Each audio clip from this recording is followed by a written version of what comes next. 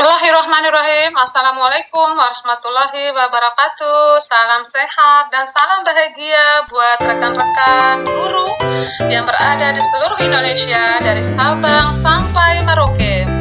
Saya Rahmawati SPD, guru dari SMKN 2 Gerung, Nusa Tenggara Barat, CGP Angkatan ke-6.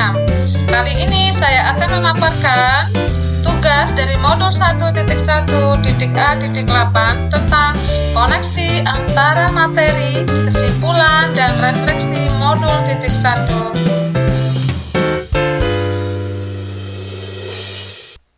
Keadaan awal sebelum mempelajari modul 1.1 tentang filosofi, pemahaman, dan pemikiran Ki Hajar Dewantara adalah learning loss. Salah satu kondisi ini yang membuat banyak sekali perubahan sejak adanya pandemi COVID-19. Ini sangat berpengaruh kepada dunia pendidikan yang mengalami jauh ketertinggalan dalam proses pembelajaran. Terlihat dari ketercapaian kompetensi peserta didik yang berbeda-beda dan adanya kesenjangan. Ciri-cirinya dan dampak dari learning loss ini dapat kita alami dan melihat pendidikan tidak berpusat atau tidak berpihak kepada siswa murid, menurunnya semangat belajar, kurangnya pengawasan, bimbingan dari guru, lalai dalam mengerjakan tugas. Nilai yang menurun ini pastinya dari menurunnya semangat belajar, kurangnya bimbingan, pengawasan, kadang anak tidak mengerjakan tugas atau lalai, suasana kelas yang tidak nyaman atau tidak kondusif.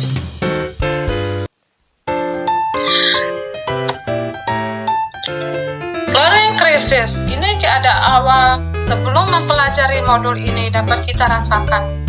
Banyak studi nasional maupun internasional yang menyebutkan bahwa Indonesia mengalami krisis pembelajaran. Ditemukan tidak sedikit anak Indonesia yang kurang memahami bacaan sederhana dan sulit memahami konsep matematika dasar. Temuan tersebut menunjukkan adanya kesenjangan kondisi yang cukup curam di antara wilayah dan kelompok sosial di tanah air. Ini pun terjadi di sekolah kami yang sangat berbeda dengan sekolah-sekolah yang ada di kota besar. Dampaknya seperti apa? Siswa mengalami kesulitan dalam belajar, kurangnya kerjasama dengan orang tua murid yang tidak konsisten atau tidak berkelanjutan, kondisi tempat belajar tidak kondusif, guru kurang memiliki kompetensi di bidang keahliannya. Kita tahu sendiri di beberapa sekolah maupun di sekolah saya sendiri, ada guru yang mengajarkan mata pelajaran tidak sesuai dengan keahliannya. Kurangnya tersedia alat dan bahan pembelajaran, baik yang itu berada proses dalam kelas maupun di luar lingkungan kelas. Kurangnya menyesuaikan dengan kondisi psikis siswa. Nah, di sini kurang memahami menyesuaikan dengan keadaan lingkungan sekitar yang berkaitan dengan kodrat alam, tidak menyesuaikan dengan di mana anak lahir, budaya, culture siswa itu sendiri. Bagaimana dengan perubahan setelah mempelajari, memahami, dan perilaku sebagai pendidik setelah mengetahui mempelajari modul 1.1 yang berkaitan dengan filosofi, pemahaman, pemikiran Ki Hajar Dewantara. Yang pertama, kompetensi guru. Tentunya di sini sebagai pendidik memiliki keleluasan untuk mengembangkan sumber belajar berdasarkan kodrat alam, menyesuaikan diri dengan perkembangan lingkungan sekitar, budaya culture lingkungan sekitar di mana anak lahir, tumbuh kembang, dan kodrat zaman yang berpusat kepada siswa sesuai kebutuhan belajar dan minat peserta didik. Perbaiki kualitas pembelajaran. Nah, ini penting. Dari hasil pemikiran, pemahaman filosofi Ki Hajar Dewantara pada modul 1.1 tersebut dapat dikembangkan konsep pembelajaran oleh guru sebagai pendidik maupun semua elemen sistem pendidikan agar menghasilkan dampak terhadap kualitas pembelajaran dan pendidikan di Indonesia, khususnya di sekolah saya mengajar. Antara lain, guru-guru mengikuti workshop maupun muridnya pelatihan-pelatihan untuk meningkatkan kompetensinya, memperbanyak literasi, memperbanyak buku-buku bacaan yang mendukung perkembangan materi yang diajarkan di sekolah kami, mengadakan. Selanjutnya adalah pemulihan pembelajaran. Sebagai seorang pendidik, sistemik akan mempengaruhi metode atau teknik model pembelajaran yang digunakan oleh guru untuk memenuhi kebutuhan peserta didik. Antara lain, peserta didik bebas memilih keahlian, kejuruan sesuai minat, bakat, dan aspirasinya. Tidak ada pemaksaan di sini, siswa diberikan ruang untuk memilih kejuruan tersebut. Selanjutnya, sebagai pendidik akan mengajarkan sesuai tahapan capainya dan perkembangan peserta didik sesuai arahan kurikulum Merdeka Belajar. Sekolah juga memiliki wewenang manajemen sekolah untuk mengembangkan pembelajaran tersebut sesuai dengan karakteristik peserta didiknya dengan memahami Merdeka Belajar. Anak-anak hidup dan tumbuh sesuai kodratnya sendiri. Pendidik hanya dapat merawat dan menuntun tumbuhnya kodrat itu.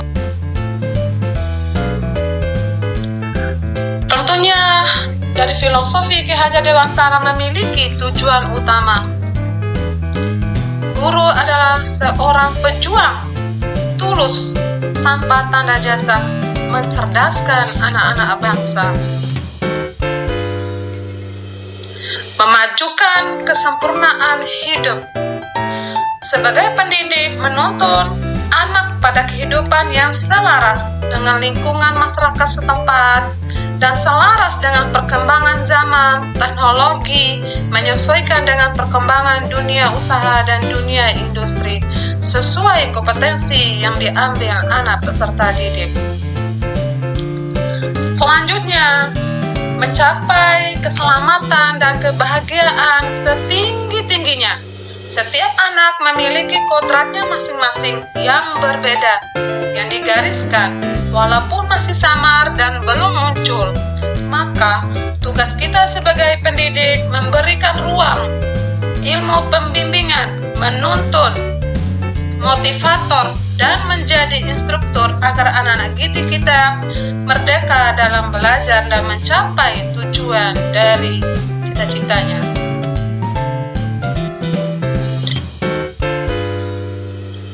Selanjutnya, tujuannya meningkatkan kompetensi, skill sesuai perkembangan zaman seperti creativity thinking, critical thinking, communication and collaboration, yang artinya siswa harus kreatif, mampu berpikir kritis, mampu berkomunikasi, menerima informasi, menyampaikan informasi, memahami informasi dengan baik, dan mampu bekerja sama dengan baik. Pendidikan akhlak dan budi pekerti, ini juga tujuan utamanya. Peran pendidik memberikan dan meningkatkan attitude, sikap perilaku, perkataan murid, baik mereka berada dalam kelas maupun di lingkungan sekolah. Sedangkan peran orang tua ketika murid berada di rumah tempat tinggal mereka. Bagaimana dengan peran masyarakat ketika murid berada di lingkungan sekitarnya? Itu sangat penting, seperti bersosial, bertakwa dengan mengikuti beberapa kegiatan keagamaan, gotong royong maupun kegiatan-kegiatan lainnya. Bagaimana implementasi yang mencerminkan pemikiran dan pemahaman Ki Hajar Dewantara di kelas dan lingkungan sekolah kami, di mana saya mengajar di SMKN 2 Gerung. Kegiatan pembelajaran dari sumber Dudi. Nah, ini salah satu, kami mengundang beberapa perusahaan dunia industri untuk hadir di sekolah untuk memberikan literasi, pengetahuan, dan semangat kepada anak-anak didik kami. Yang kedua, kegiatan IMTAK dalam pembentukan karakter siswa yang berakhlak mulia. Kegiatan meningkatkan kompetensi guru. Nah, di sini juga guru, keahlian dan kejuruan di sekolah kami selalu meningkatkan kompetensi guru dan adanya ujian untuk memiliki sertifikat kompetensi guru sesuai di bidang keahliannya. Kegiatan meningkatkan kompetensi siswa sesuai keahliannya, seperti keahlian listrik. Tentunya kami di sekolah menyediakan sarana dan prasarana, guru yang memiliki sertifikat kompetensi sehingga anak-anak juga memiliki kompetensi dan keahliannya. Implementasi selanjutnya, kegiatan senam pagi.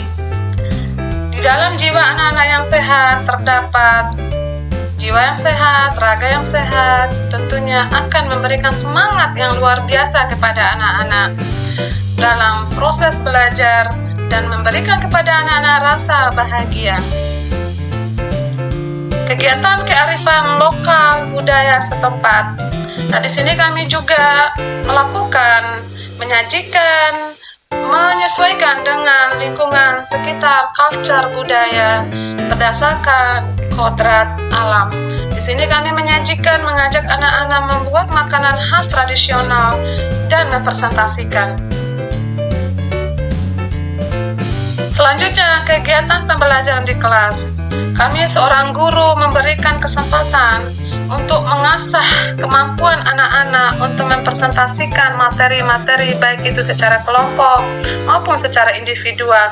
Di sini juga kami mengajarkan bagaimana cara bekerja sama, bagaimana cara mengevaluasi, saling memberikan saran kritik terhadap presentasi yang dilakukan oleh siswa didik di antara siswa atau murid yang kami didik. Selanjutnya, kegiatan siswa peduli. Di sini kami mengajak siswa untuk memiliki rasa peduli dengan membiasakan, membudayakan diri untuk bersedekah, mengeluarkan infak. Nah, dana ini tentunya akan diperuntukkan kepada kaum fakir miskin, kaum duafa, anak yatim yang berada di lingkungan sekolah.